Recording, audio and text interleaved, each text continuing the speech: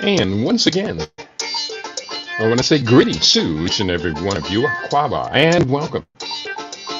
Welcome to another round of the Conscious Monster Report here on LIBRadio, LIB TV, here on livingintheblack.com. My name is Kitty Wadu, aka the Conscious Monster. Weekday mornings, you and I get together live. We come at you from 9 a.m. Pacific Time. It's 12 noon Eastern Time, 5 p.m. GMT, and 8 p.m. East Africa Time. We get together with you and we deal with culture, consciousness, historical perspectives. We deal with entertainment, economics, education, health, labor, law, politics, religion, family, conflict, future studies, all areas of human interactivity and development. Today's date is Wednesday, the 12th of November, the year 2025 in the Western calendar, the Gregorian calendar. This is the year 6265 in the Kemetic calendar, to which we have realigned our cultural clock. Welcome to the 7th millennium. You have found your family in a peaceful place here on LIBRadio, LIB TV, livinginblack.com. My name is Kitty Wadu, aka the Conscious Rockstar. I said that already. Let me just turn this music off and get less confused around here. And what a joy it is to be with you today here on LIB Radio. I've been wanting to talk about this subject here for about a week now, and I have been requested by others to speak on this subject. So today, we are talking about Trump's threat against Nigeria shocks the world. Let's go into the subject for today. Let's see if there is some substance to what we're talking about here today on LIB Radio. Trump's threat against Nigeria shocks the world. In a striking escalation of rhetoric, President Donald Trump has issued a provocative threat of war against Nigeria, raising alarms on the global scale. This announcement has sent shockwaves through diplomatic circles and ignited debates about the potential repercussions. Today, we delve into the implications of Trump's statements and explore the regional and international fallout. So that's what we have on the ground for today. I think this is going to be a pretty compelling topic. And Trump says U.S. may go guns a-blazing against Nigeria. Let me play this piece of video if you don't mind. I'm going to copy and paste this in the header, and you will have access to it as well. And let's see what Mr. Trump, Donald Trump, the President of the United States, you voted for him. Not you, my listening audience. You certainly did not. But others voted for him. And here's what he has to say. Bear with me while I get this up and running. I'm going to unmute this, paste it in here, and you should be able to hear it right now. Here we go. Trump says U.S. may go guns a-blazing in Nigeria.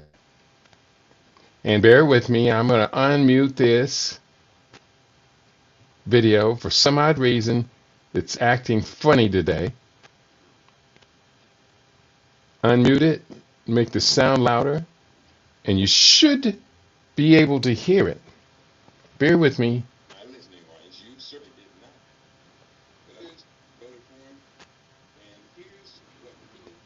Let me double check, because for some reason I am not able to hear this, but it could be on this complex system that I have over here. Trump says U.S. may go guns a-blazing in Nigeria. And bear with me, I'm going to unmute this. And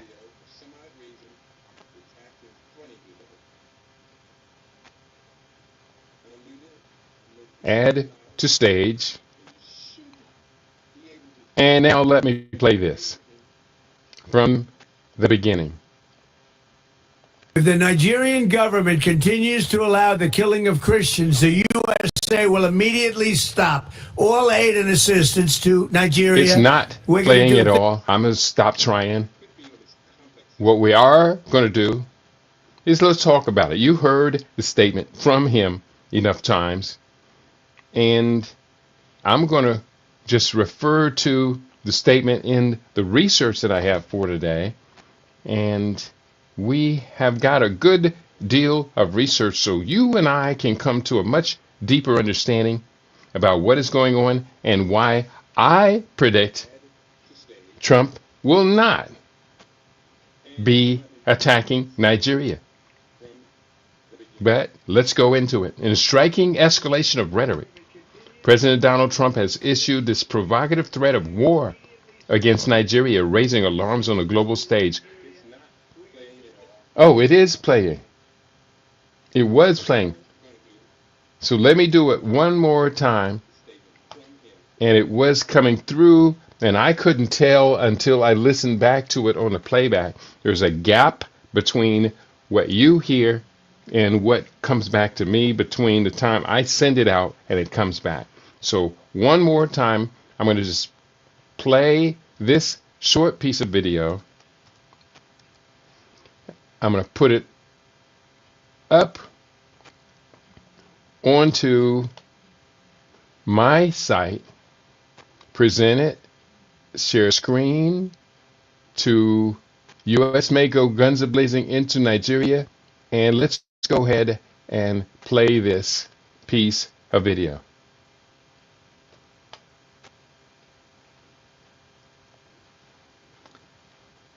This is really not easy today. That Nigeria is not going to be happy about, and may very well go into that now disgraced country, guns a-blazing, to completely wipe out the Islamic terrorists who are committing these horrible, horrible atrocities. I'm hereby instructing our Department of War to prepare for possible action. We can go ahead and cut it right now. And we are back with you live and direct here on LIBRadio, LIBTV at livingiblack.com. And for some odd reason, the loop is not coming back into my microphone, which is supposed to do every day. Let me just double check my audio here.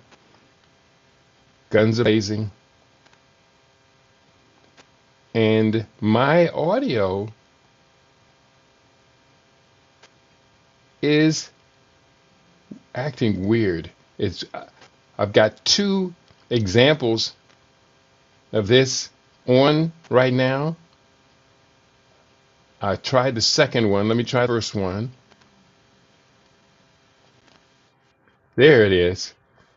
It's Weirdsville here today, but we are live and direct. President Donald Trump threatened Nigeria with possible military action, stating that if the U.S. attacks, quote, it will be fast, vicious, and sweet, just like the terrorist thugs attack our cherished Christians, close quote. Donald Trump, and might I say, idiot Trump, accused Nigeria of failing to protect Christians from radical Islamic groups, killing them in large numbers, and warned the Nigerian government to move quickly. Trump wrote this in a post on Truth Social, adding that the U.S. might send troops or military intervention.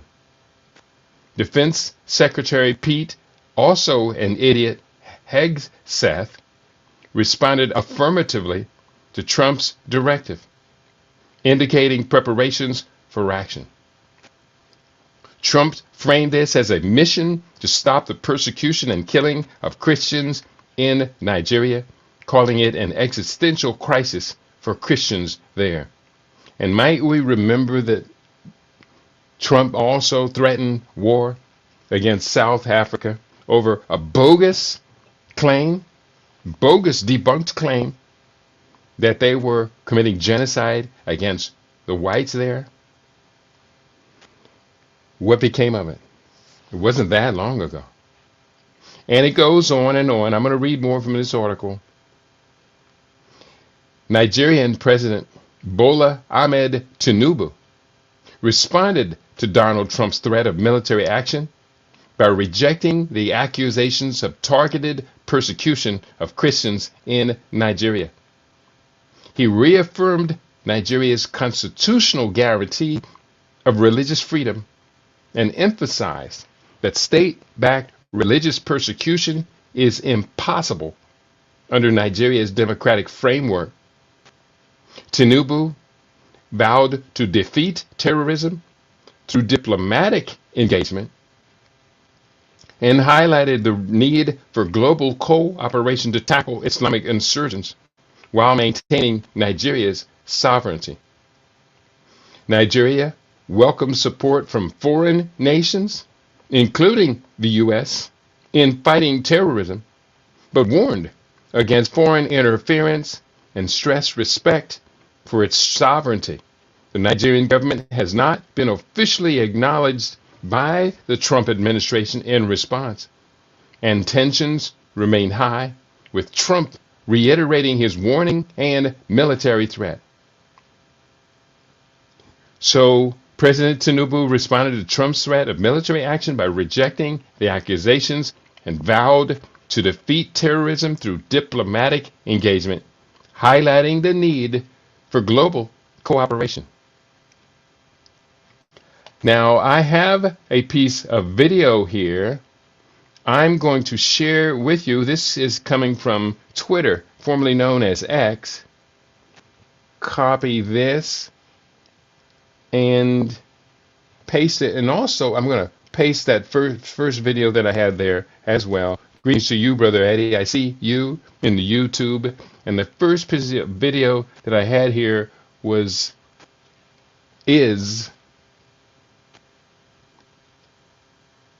not accessible right now. And I don't want to waste your time going to chase it, but I do have this piece of video I'm going to share with you right now. This is from X, Twitter, formerly known as Twitter, and they're going to drop the name Twitter here very soon. That's no surprise. And you need to log into X. This is considered to be so controversial that it is restricting you and I from just clicking on it. Bear with me. I did the best I could today to create a good show for you, and the Twitter is not letting me in. I'm going to try it one more time. Click on to continue to X. Click on this one, and it is not letting me in. Doggone it. I'm embarrassed, Brother Eddie. It could be that today's subject matter might be too hot to put on the air. And it's somebody in the background. And this used to happen much more. Somebody in the background is messing with me today. I don't know. I can only speculate. But it is what it is. I am seeing I have no audience, none whatsoever, on my Rumble page. And that in itself is rather unusual. And we just do the best we can. I'm going to put up this link here in case anybody else can get on Twitter without it acting a fool.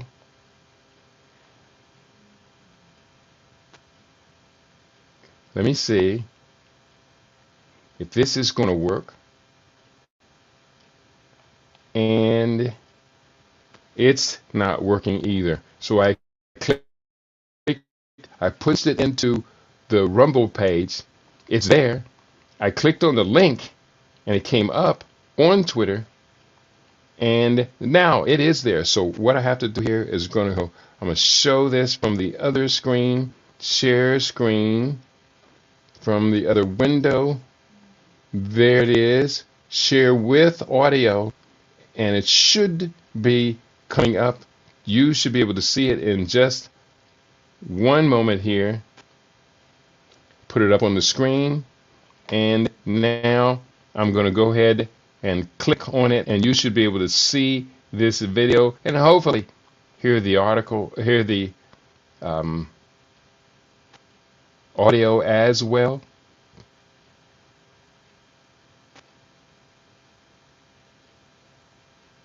And this is a piece of video of the group that's committing the atrocities. Now, if we understand what we're seeing here, I will explain shortly who this group is. And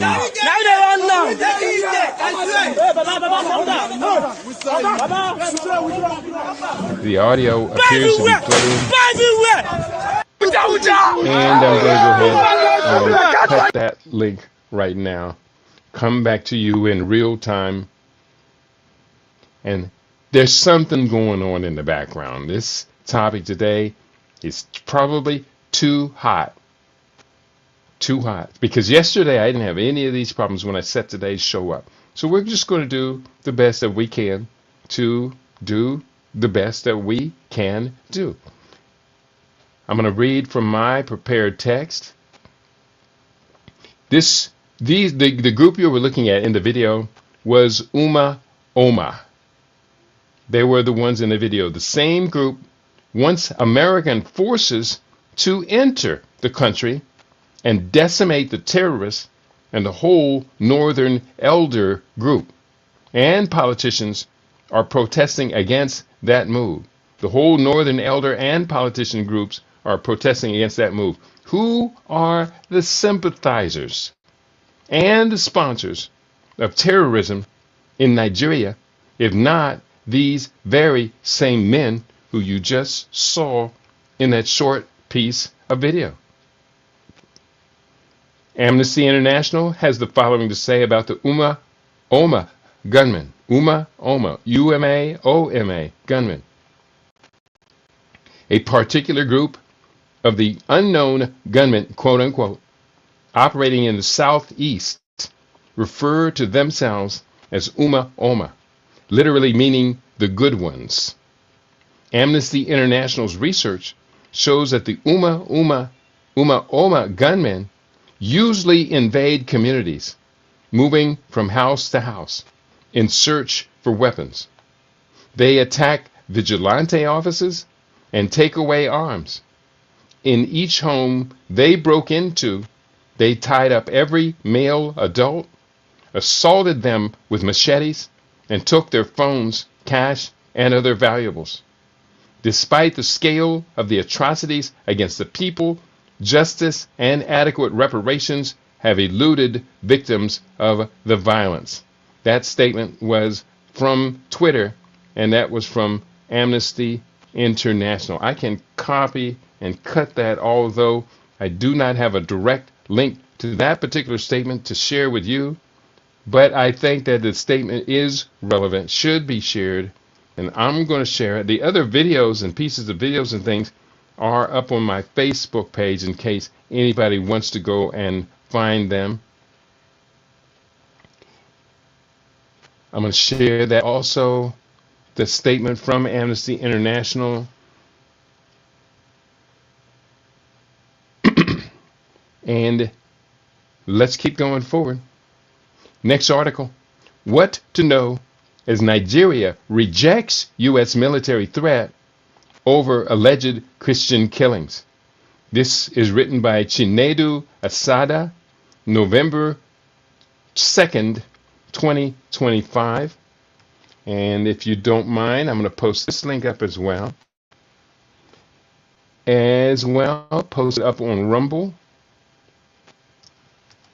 Here's what this particular link has to share with us that is insightful. Abuja, Nigeria. The U.S. cannot unilaterally carry out any military operation in Nigeria over its claims of Christian persecution in the West African country. A Nigerian presidential spokesman told the Associated Press yesterday. Such military threats from Donald Trump are based on misleading reports and appear to be part of, quote, Trump's style of going forceful in order to force a sit down and have a conversation, close quote, according to Daniel Bwala, a spokesman for Nigerian President Bola Tinubu.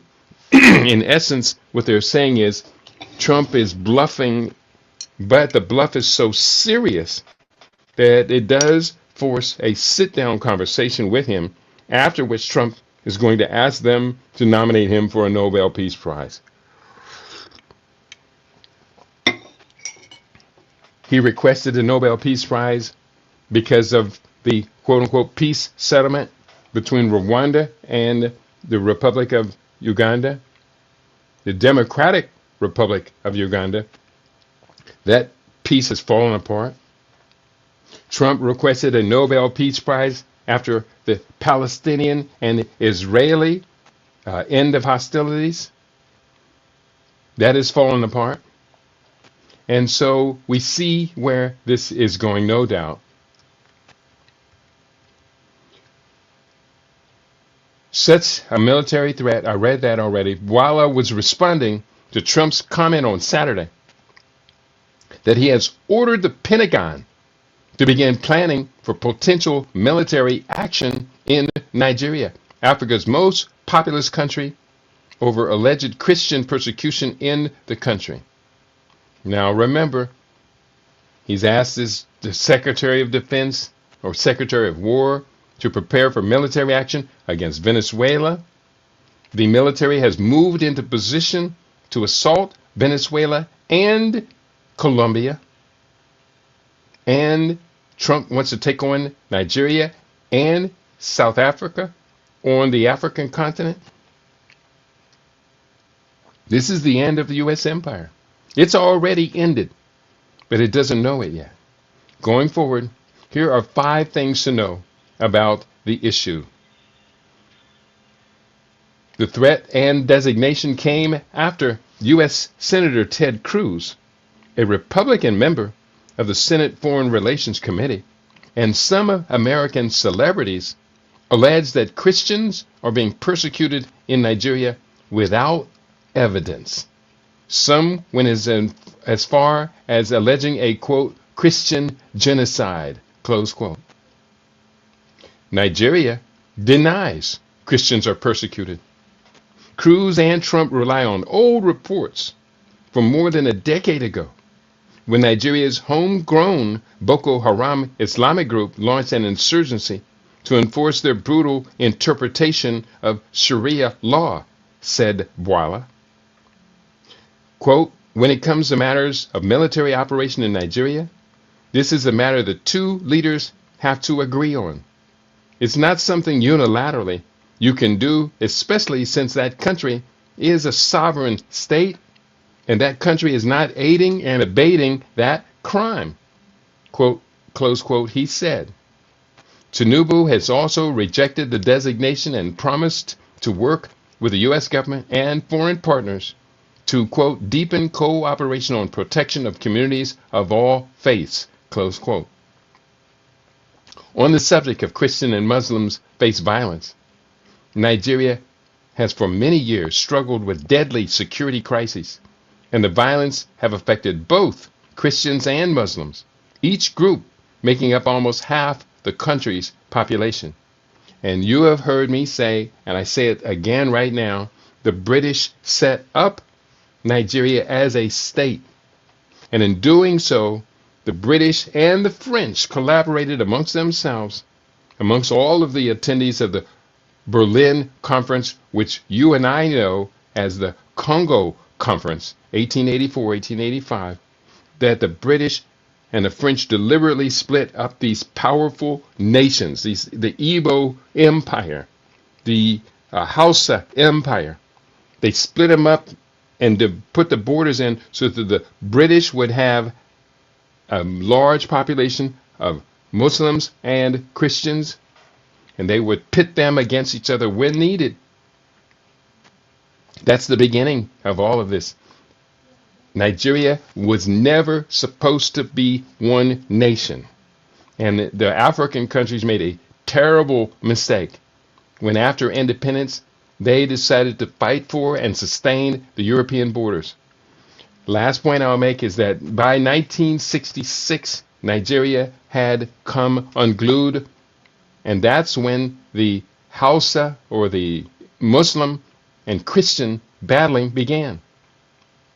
1966, they had the Biafra Civil War, when the Christians decided to split off and form their own nations, and it was a horrible, horrible episode, a tragic episode, for which Africa has to bear that burden for generations. Now, going back to this text, the violence, mainly in northern Nigeria, is often perpetuated by Boko Haram insurgents and by armed groups, by authorities have said mostly former herders who took up arms against farming communities after persistent clashes between herders and farmers. And it appears to be that group we were talking about a little bit earlier, Oma, is probably fitting that bill of farmers now turned into militants. But I could be wrong about that. Nigeria's military has carried out airstrikes and special operations targeting the hideouts of the armed gangs. Tinubu also recently replaced the country's security chiefs as he seeks to bolster their operations. Massive state failure. While some analysts have dismissed the claims of Christians being targeted in Nigeria, they say the government has failed to act decisively against armed groups. In too many cases, this is a quote, in too many cases, the perpetrators have gotten away with it. And the impunity is deeply indicative of massive state failure, close quote, said Cheta Nwanze, a partner of the Lagos-based SBM intelligence research firm. Nigeria must step up action against insecurity to prevent the opportunity for external interference, said Taiwo Hassan. The criticism and pressure from Washington did not happen in a vacuum. It is a result of many years of failure. And that statement is true. As much as you and I despise Trump's mouth every time he opens his mouth and all the other stuff that comes out of it, the statement is true. Nigeria has failed to secure its own sovereignty. Nigeria has failed to either integrate all groups into a single nation or break it up, make it a federation. You may disagree or you may agree, but Nigeria has to do something. I would love to hear from you, listening audience, to see if you have an opinion on today's program. I'm not getting any comments coming from my group. So I do have a good deal of people listening to the program, but of all the people listening on Rumble, I am the only one that has hit the like button so far. No one, not one of you have hit the like button. Can I get you to do that? That's a simple task, a simple act. You may be scared, but I do say it's rewarding to participate. It is truly a award. It's truly an honor to be with you today.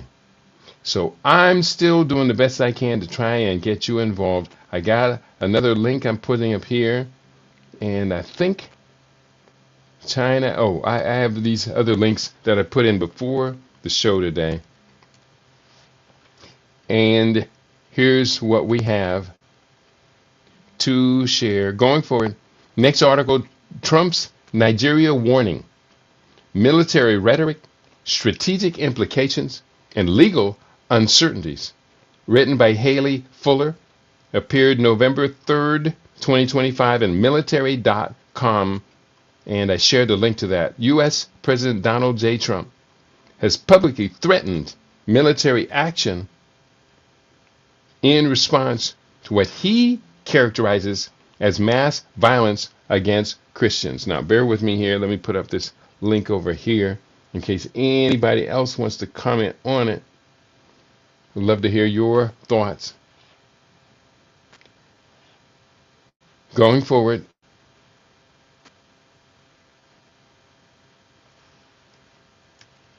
bear with me.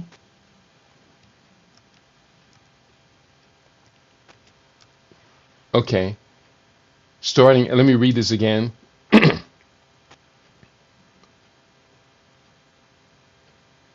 Donald Trump has publicly threatened military action in Nigeria in response to what he characterizes as mass violence against Christians.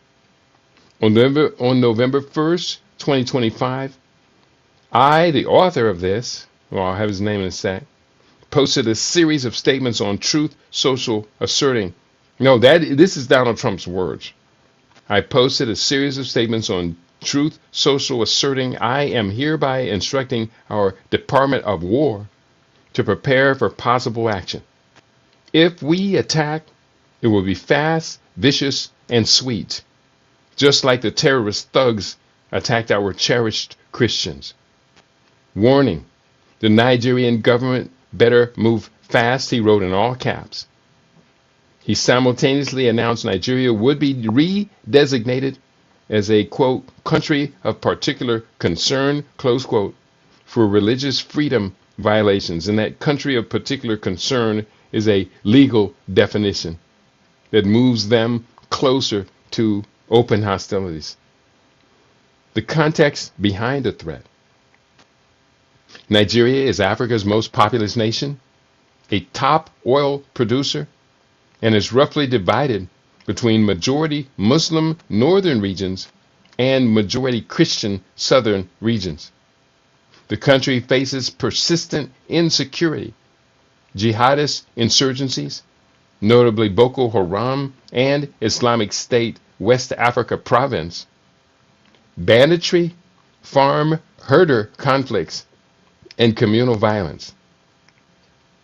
Trump's remarks framed the violence as, quote, targeted Christian persecution, unquote, declaring Christianity to be under existential threat in Nigeria. On October 31st, he announced the watch list designation of Nigeria as one of the U.S. State Department's, quote, countries of particular concern, close quote. While the problems in Nigeria are real and complex, analysts emphasize that many of the violent incidences also affect Muslims, and that Islamist insurgents and bandits often kill indiscriminately. Most victims of Boko Haram are said to be Muslim. The gap between the administration's characterization of the violence and the available data add to the strategic and diplomatic uncertainty of Trump's warning. What Trump's message says. The language Trump uses stands out in both its directness and its implications. He told the Nigerian government that if they continued to allow the killing of Christians, the United States, quote, will immediately stop all aid and assistance to Nigeria and may very well go into that now disgraced country, guns a-blazing, to completely wipe out the Islamic terrorists who are committing these horrible atrocities. He also posted that he had instructed our Department of War to prepare for possible action. Accompanying the threat was the promise of immediate cessation of U.S. assistance, close quote. Now, there has been speculation over the years, and I don't have it up for today's conversation, that in actuality, the U.S. had been supporting Islamic terrorism in Africa, covertly supporting it. The French, the same accusations have been made. they are largely in the confines of conspiracy theory, I will say. I have looked into them, and I'd say there is reason for us to look into these conspiracies that in actuality U.S. was supporting Islamic terrorism across the Sahel region and in ECOWAS and in other parts, Mozambique, Eastern Africa, and Somalia, etc. Why would the U.S. support them? It's because it gives them the justification for getting militarily involved in Africa. I don't know what the score is today, but the last time I made a detailed analysis of this, there were over 70 military bases. I think 70, it's either 70 or 20, something like that. But it was a huge number, U.S. military bases spread out over the African continent. Let me ask that question, because I think that's a very serious point of concern for us today. How many U.S. military bases are across Africa? We must remember Africa is not a nation. Africa is a continent. There are approximately 29 to 34 known U.S. military bases in Africa. According to recent sources, the U.S. military has expanded its presence, hosting around 29 bases across 15 nations as of 2025, while another source mentions about 39 known bases. And that comes from Tuku News. The article list of 7 African countries with U.S. military bases to ease its security operations. U.S. has military bases in Africa. And the second article entitled, this is from the African Exponent, Top 10 African Nations with the Most U.S. Military Presence. And I'm going to look at that article. I'm at least give you a link to it. Top 10 African nations with the most U.S. military presence and the possible impacts of Trump's administration. So that's a pretty significant article there. I'm going to copy, cut, and paste that for your benefit, and I'm going to go back and read that a little bit later. Let me put this up for my YouTube family. Put this up for my Rumble family. And put this up for my Facebook family. And it is up for all of us to examine this even further. Let me try this one more time over here. It's too big to fit on one line. So I'll put it on 2 lines. And for YouTube, I'm going to paste this one more time. And now it's on 1 line as well. Here's what the article has to say. Just a few paragraphs. This written by Fatia Olasupo, January 23rd, 2025. The article reads in part, in summary, the U.S. military has expanded its presence in Africa, hosting approximately 29 bases across 15 nations as of 2025, with missions aimed at combating terrorism, stabilizing regions, and countering the growing influence of global rivals, China and Russia. We'll talk about that a little bit later. Point 2, projected shifts under Donald Trump's administration, based on past policies and current trends, suggest possible troop reductions, enhanced reliance on local forces, and a stronger focus on countering China's growing influence in Africa. Third point, Niger, once a significant hub for U.S. military operations in Africa, ordered U.S. troops to leave following the 2023 coup. This decision led to the withdrawal of all U.S. forces by late 2024, drastically reducing the U.S. military presence in the country. So that's a very key and significant point there, for which I do have to put that one up into the document for today. And just these 3 key points, copy, paste them here. And I'm going to make a bullet list here, and we're going to go back, continue where we left off. Strategic and operational considerations. From a military planning perspective, any interstate operation into Nigeria would confront substantial obstacles. The terrain is vast, with porous borders shared with Niger, Chad, Cameroon, and Benin. Insurgent groups operate across regions, often without fixed positions. The United States withdrew significant forces from Niger in recent years, reducing its footprint in the Sahel. Operational challenges would include basing, logistics, local consent, coordination with Nigerian military and federal authorities, and potential chain of command issues in a highly contested environment. Diplomatically, the threat risks alienating Nigeria, which has been a key partner in counterterrorism, regional stability, and migration issues. Nigerian President Bola Ahmed Tinubu responded by rejecting the narrative of Christian-only genocide, emphasizing Nigeria's constitutional protection of all citizens and signaling openness to U.S. assistance so long as sovereignty is respected.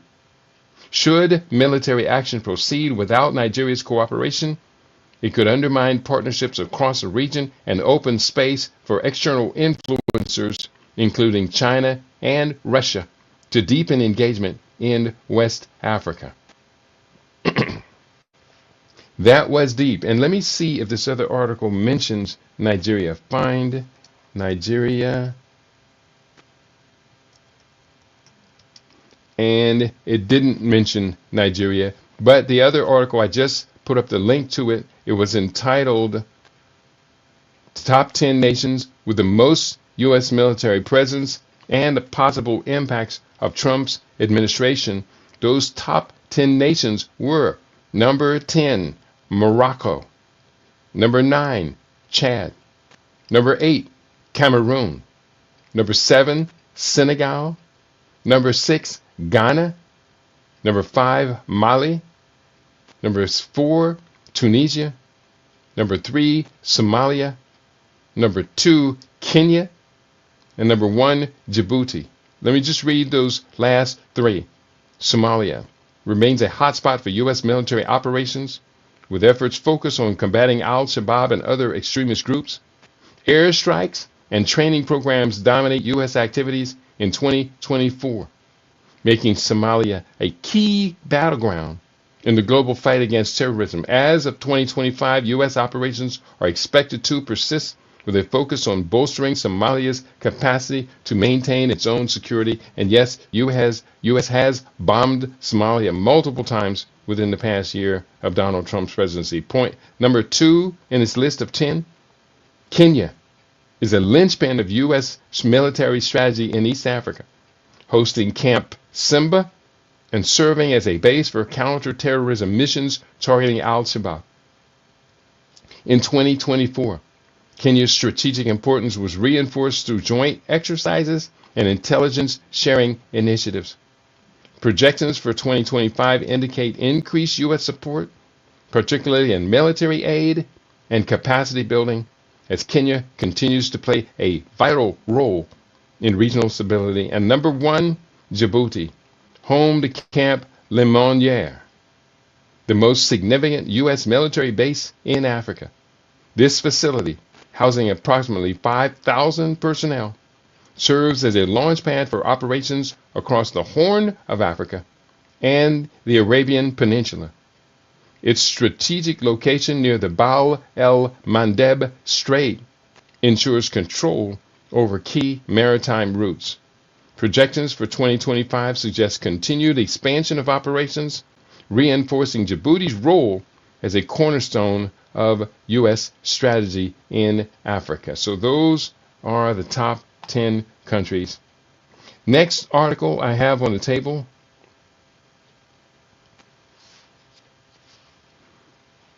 is entitled Nigeria Exclusive Alleged Coup. Details of some detained officers emerge. Now, we're getting real close to the big secret for today's broadcast. For those of you who listened this far, it's about to get deep. And why the stakes are so high. This article written by Yakubu Muhammad from the Premium Times, which is Abuja newspaper, dated the 30th of October 2025. The article appears from allafrica.com stories, and I'm going to copy this right now. I'm going to paste it up for my YouTube listeners, and I hope you're still with me, Brother Eddie, because it's about to get deep around here. I'm going to paste this up for my Rumble listeners. It's about to get deep. Here's what you and I are seizing. Let me give you the title. Nigeria Exclusive Alleged Coup. Details of some detained officers emerge. Initially, the military arrested 16 officers over the alleged coup plot, but insiders said the number of suspects have swollen over time. Details have begun to emerge about the identities of at least 16 of an unknown number of Nigerian military officers currently being detained over an alleged coup plot. According to sources familiar with the matter, who spoke to Premium Times, 14 of the 16 are from the Nigerian Army, while the remaining 2 belong to the Navy and the Air Force.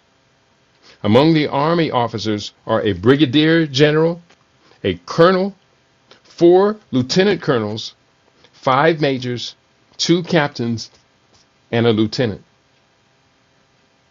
The 2 others include a lieutenant commander from the Navy equivalent of a major in the Army, and a squadron leader from the Air Force, also equivalent to a major. Further details provided by sources indicate that 12 of the 14 Army officers are from the Infantry Corps, the Army's combat arm, the Infantry Corps, where personnel primarily fight on foot. 1 officer serves in the Signal Corps, responsible for the military communications, while another belongs to the Ordnance Corps, which handles the procurement, storage, and maintenance of weapons, ammunition, vehicles, and other military hardware. The Army suspects are predominantly members of the 56 regular course of the Nigerian Defense Academy, NDA, who trained between September 27, 2004 and October 4th, 2008. 6 members of this course, 4 lieutenant colonels and 2 majors, are among the first batch of those arrested. The remaining Army officers, drawn from other NDA courses, including the 44th, 47th, 59th, and 60th regular courses, as well as short service commission courses 38 and 43. These course affiliations of 2 Army officers, along with those of the Navy and Air Force personnel, could not be immediately confirmed. Our sources further disclose that 15 of the 16 detained officers are from Nigeria's north central, northeast, and northwest geopolitical zones. The only exception is the most junior among them, a lieutenant from the southwest. Now, here's where it gets really interesting. I asked of perplexity.ai because it's my favorite for doing deep search across a broad section. And it's very contemporary. I asked, is there any link between Nigeria's infantry corps, the foot soldiers, and the U.S. military? It came back and said, yes. There's a significant and ongoing link between Nigeria's infantry corps and the U.S. military, primarily focused on training, capacity building, and cooperation to counter violent extremism. Now, I'm going to copy, cut, and paste that question and the response to it I'm going to paste that up on YouTube. I'm going to paste the same thing up on my Rumble page. And in Nguvu, I see you in the house. Sawubona. And Nguvu writes, and I thank you for joining us. You and Eddie are here.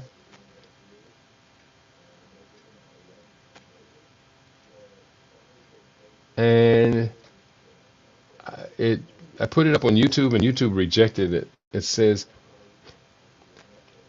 let me just not put the answer. Let me just put up the question. Is there any link between Nigeria's infantry corps? The answer is yes. I'm just going to leave it at that. You may need to relaunch that same question. And Google always amazed me how the people who don't go to church or take care of their own Christian people are always ready to go to war with someone else about their alleged treatment of Christians. Yeah, you make a serious point there.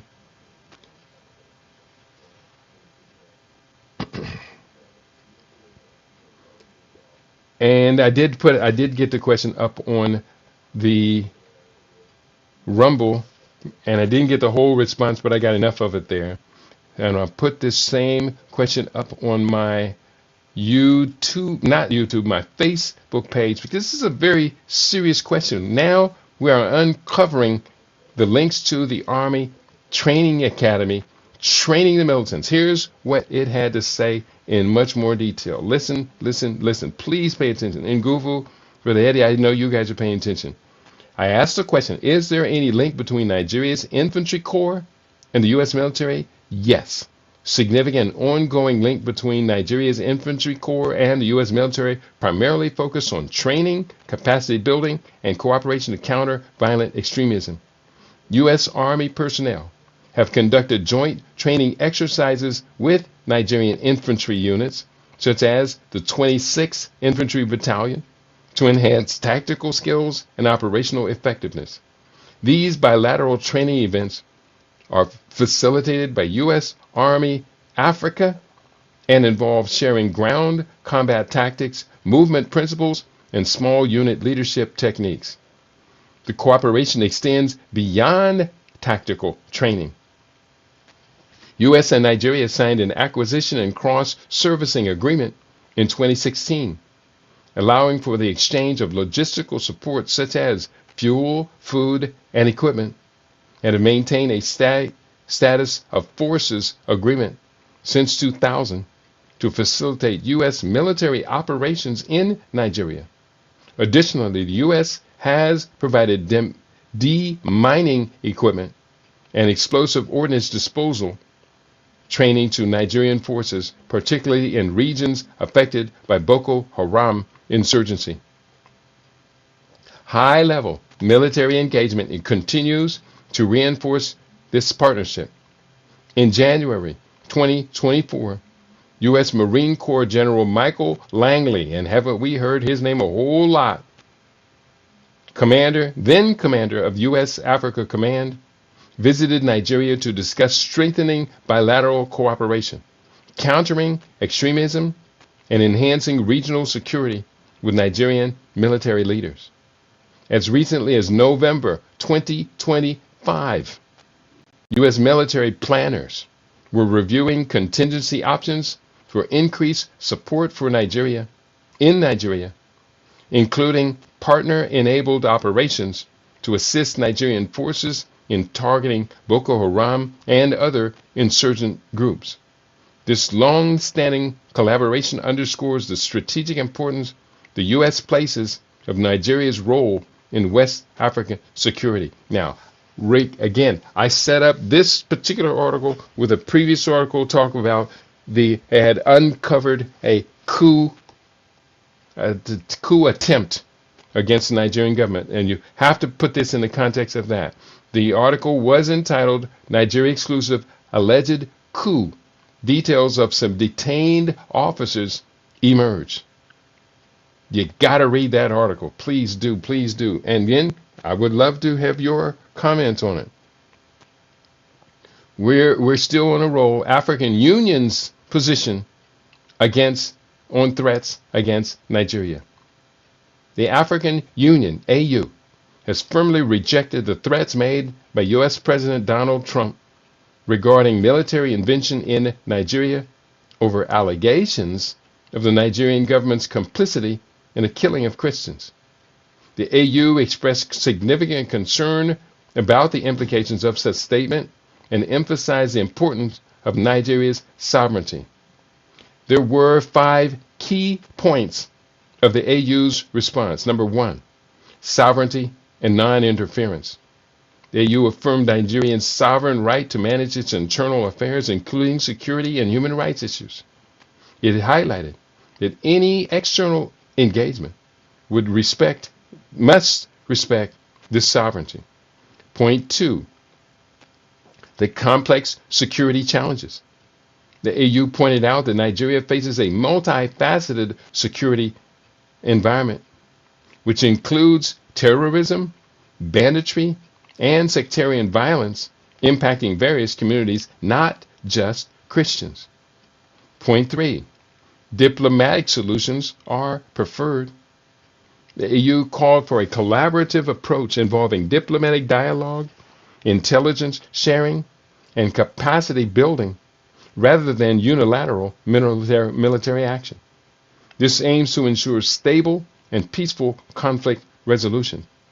Point 4, the rejection of simplified narratives.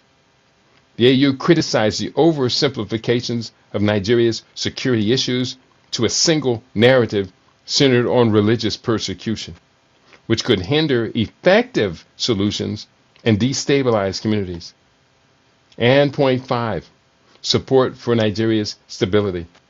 The AU emphasized Nigeria's critical role in regional peacekeeping and security efforts, urging international partners to assist collaboratively rather than resorting to threats. This response from the AU not only defends Nigeria's sovereignty, but also serves as a broader reminder of the need for respectful and cooperative international relations, especially concerning African nations.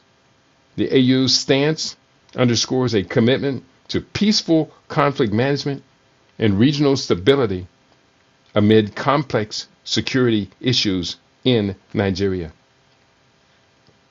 So the AU, while you and I regard it as mostly a toothless lion or toothless tiger, the AU has weighed in politically and morally for what it's worth. More important, what was the EU's response, a European Union response? We have this article up. I'm going to copy, cut, and paste this link so you can have access to it. EU affirms respect for Nigeria's sovereignty, distances itself from Trump's military threat. By Oluwatosin Ogunjuyigbe.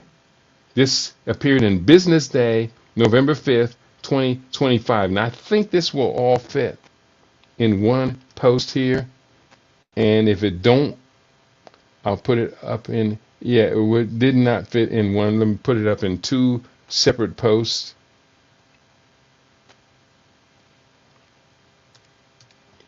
I'll put it up on on my Rumble page in 2 separate posts.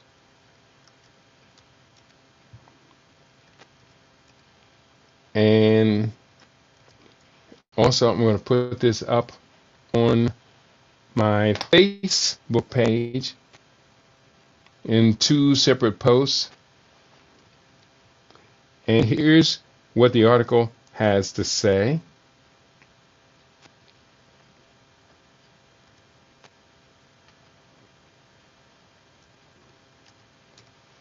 Here's what the article has to say.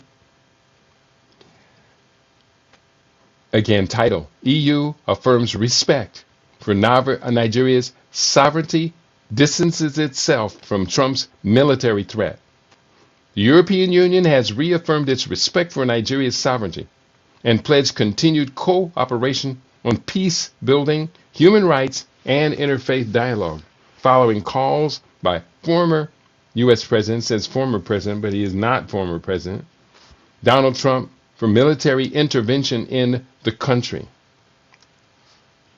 Gautier Mignot, the EU ambassador, let me repeat that.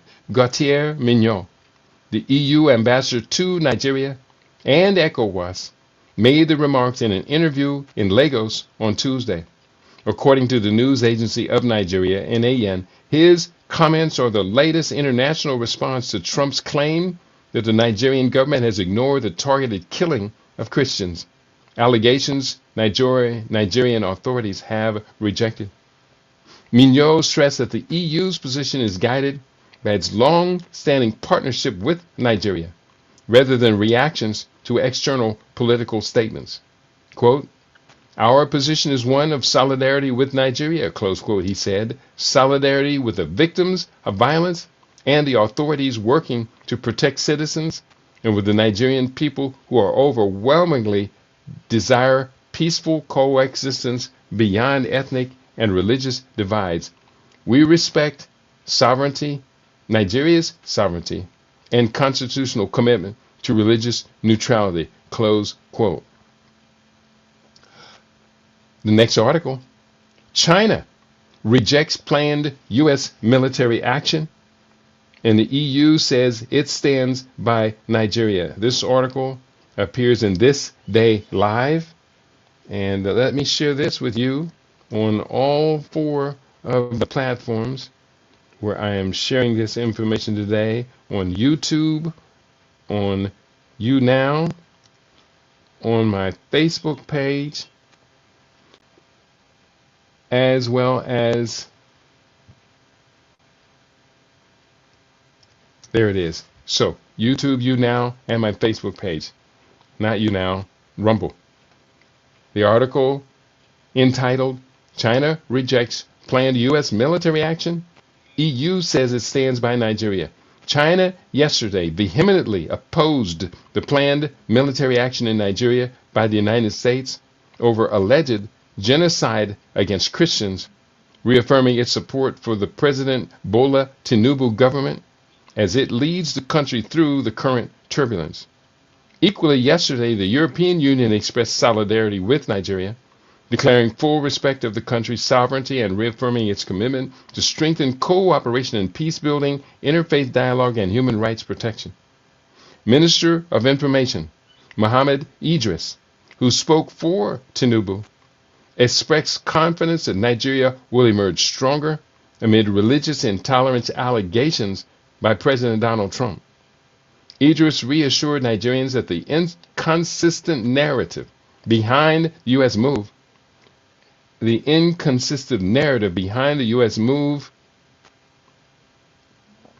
was being handled with the utmost seriousness that it required. Minister of Foreign Affairs Youssef Tougar said on Tuesday that state involvement in religious persecution was, quote, impossible, unquote, in Nigeria under the country's laws and constitution. China expressed that Nigeria must be allowed to handle its internal challenges without undue foreign interference, maintaining that the country must toe the development path suited to its national conditions. Lastly, Russia raises concerns over threat of military action in Nigeria. That's the headline. I'm going to push this up here too And I really, really hope that you all appreciate the fact that I'm working to prove everything I'm saying is grounded and is real. Putting out these links is not so easy, as you can tell. You hear me struggling with it. You hear me struggling with it. It ain't the easiest, but it is satisfying. Here's what this next article has to say.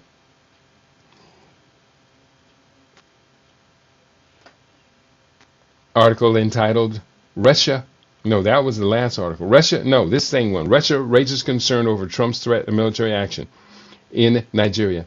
The Russian government has expressed concern regarding former President U.S. Donald Trump's remarks suggesting potential U.S. military action in Nigeria to protect Christian communities. And I guess this former keeps popping up because the AI I used to pull this out, it keeps inserting this word former. Didn't insert in all of it, but I guess they're trying to get rid of Trump.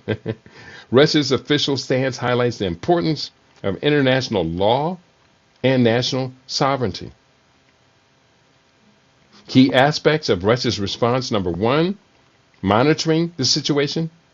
Russian Foreign Ministry spokesman Maria Zakharova stated that Russia is closely monitoring this issue, indicating that they are aware of the geopolitical ramifications of Trump's threats. Point two, calls for compliance with international law. Zakharova emphasized the need for all parties involved to strictly comply with international law, legal norms.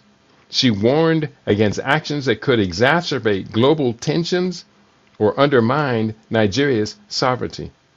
Point three, warning against military action. Russia's position is critical of potential military interventions, advocating for diplomatic solutions rather than threats of military force. This reflects a broader desire to avoid escalation of the Nigerian context and maintain regional stability. Point four, concern over global security. The Russian government has reiterated that any unilateral military strategies could undermine global security, hinting at a broader agenda of promoting peaceful resolutions over conflicts. And point five, geopolitical implications. Russia's response may be aimed at reinforcing its influence in Africa. By voicing support for Nigeria's sovereignty against perceived Western aggression, Russia positions itself as a counterbalance to U.S. involvement in the region. In summary, Russia's response to Trump's threats is characterized by a call for adherence to international law, a rejection of unilateral military action, and an emphasis on Nigeria's autonomy in handling its internal issues. This reflects Russia's ongoing interest in maintaining a strategic presence in African affairs while critiquing Western policies. Now, there's one more piece of research I got to get in here. And the research, give me 5 points regarding Nigeria's relationship, LATION, ship to BRICS, BRICS, emergence. And I'm asking that of Copilot, Microsoft, and it's going to give me 5 points that I did request. And I'm looking for think deeper from the Copilot. Copilot has 2 levels. 1, quick in, quick out. 2, think deeper. And here's what it has to say. Nigeria and BRICS emergence. Nigeria's formal tie as a BRICS partner country. This is real good. This is real serious here. Nigeria's formal tie as a BRICS partner country signals strategic alignment. Abuja became an official BRICS member in 2024-2025, a move framed by officials opening up new avenues for trade, investment, infrastructure, and energy compliance. Point number 2. The partnership reflects growing economic links and capital flows from BRICS states, quote, from BRICS states. Foreign capital inflows from BRICS countries to Nigeria rose sharply in 2024, strengthening the economic rationale for closer engagement. Point 3. Nigeria's BRICS engagement creates a diplomatic balancing act between West and Global South opportunities. Commentators note the country faces a crossroads between historic Western ties and expanding ties with emerging non-Western powers, requiring careful foreign policy calibration. Point 4. Domestic debate. Domestic debate mixes optimism and caution about economic sovereignty and government implications. Analysts and policymakers in Nigeria are divided. Some see BRICS ties as a lever for development and food energy security, while others warn about dependency, transparency, and geostrategic risks. And point 5, legal, commercial, and institutional implications are still unfolding and will shape Nigeria's gains. Lawyers and economists argue that practical benefits depend on how Nigeria leverages BRICS mechanisms, negotiates investment terms, and reforms domestic institutions to absorb new capital and partnerships. So all of that wonderful, lovely information, while Trump talks about their cherished Christians in Nigeria, it's not true. Trump's concerns over Nigeria are strictly about defending America's status in the world, especially when it comes to America's dominance over energy sources. Nigeria's sweet crude oil is amongst the most refined natural oil in the world. It requires a less amount of refining, which makes it a very valuable. Venezuela is a major oil producer, but Venezuela's oil has a lot of sulfur in it. It requires more refining. It's about capitalism. And as such, I would like to think that there is reason for you and I to be quite concerned about what is happening there. More so than that, I would like to think that you and I would be concerned about what do we do? What do we do? What do we do? On that note, I want to thank you all for tuning in today. It has been a lovely gathering. I hope you have enjoyed it. Tell your friends to tell their friends about LIBRadio. I think that this may have been amongst the most thorough examinations of the crisis between Donald Trump and Nigeria. I don't see this as beyond Trump and Higgs Breath, or Pig's Breath, whatever his name is. I don't see this as a U.S. threat at all. None whatsoever. Are there Christians in Nigeria suffering from genocidal actions on the part of non-Christians? Yes.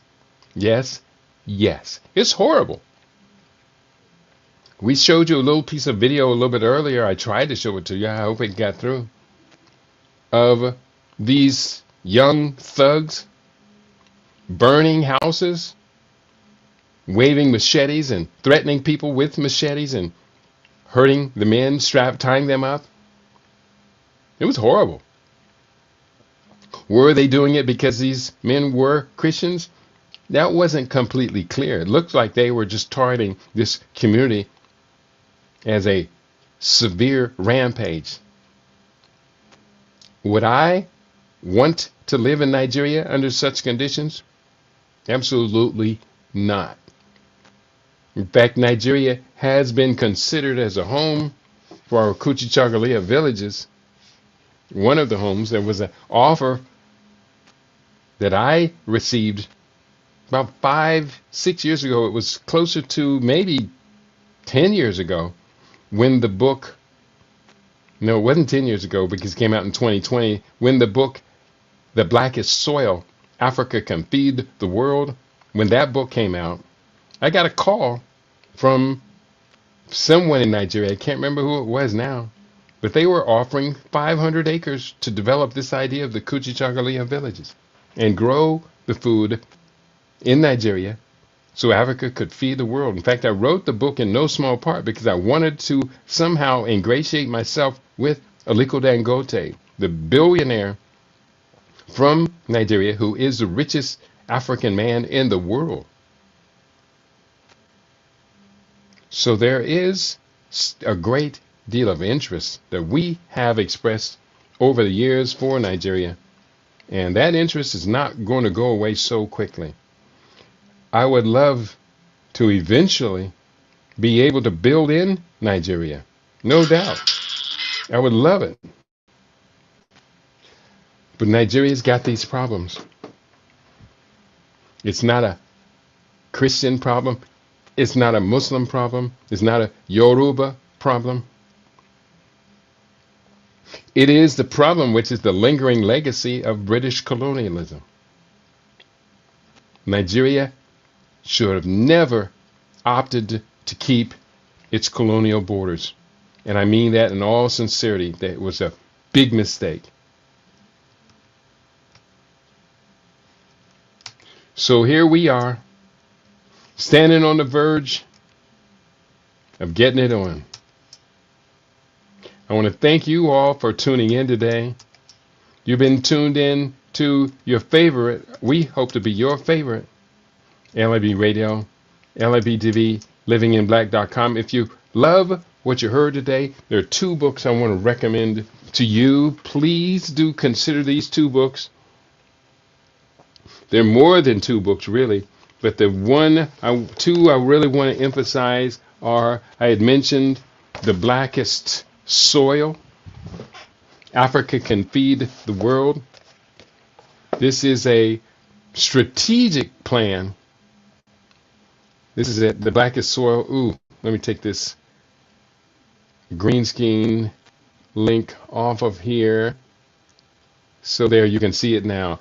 The Blackest Soil, Africa Can Feed the World. It's on and off your screen. There it is. And this is entitled A Scientific Roadmap to Agricultural Preeminence for the 21st Century. This is a roadmap. It's a detailed blueprint, and I've heard 100 people tell me how great they thought the book was. And this one is more recent, much more recent. The African Future. Engineering, empowering a united and prosperous Africa for future generations. I've got a lot of good books. I've written 16 books on Pan-African affairs. And we have great reason to be hopeful that we are going to move to this destiny. Thank you all for participating. And I want to thank my 2 brothers, Brother Eddie and Brother Nguvu. Let me see if they got any closing remarks about today's presentation.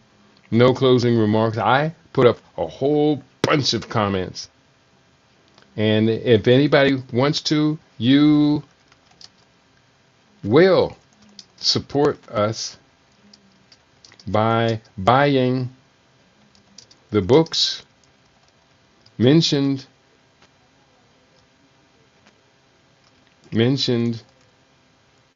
today at http://keidi.biz/CRP 2012. Again, I issue this cautionary warning.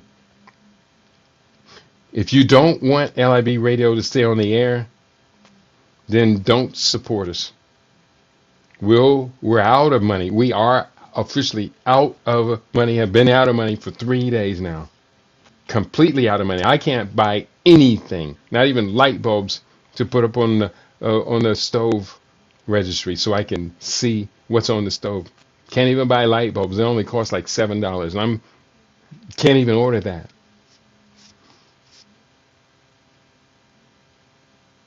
It's a sad state of affairs. It really is.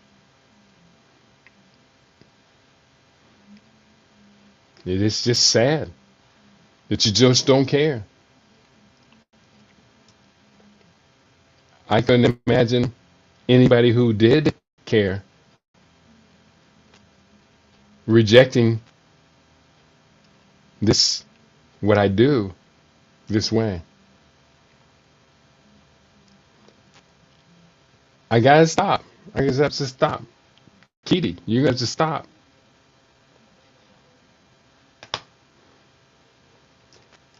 And that's very sad for me to have to admit. So at this particular point, I'm going to start to think about stopping what I'm doing. And we're going to figure out something else.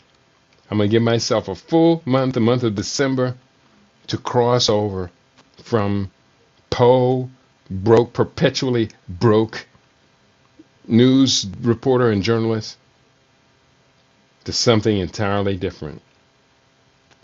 It is what it is. I do what I do, and you do what you do in responding to what I do, and we do the best we can to do the best that we can.